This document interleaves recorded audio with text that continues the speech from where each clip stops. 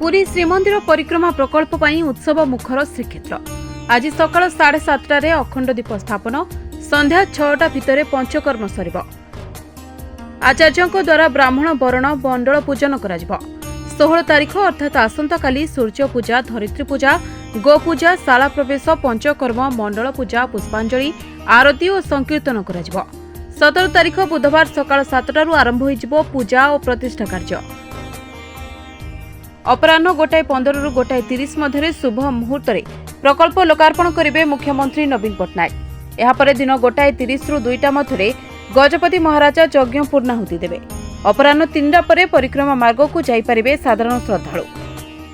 श्रीमंदिर परिक्रमा प्रकल्प लोकार्पण उत्सव लगी कड़ा सुरक्षा व्यवस्था ग्रहण कर तेबे एही परिक्रमा प्रकल्प लोकार्पण उत्सव लगी झलसुची श्रीक्षेत्र। बड़दाण्डरू श्रीमंदिर सबुठी चाकचक्य साजसज्जा।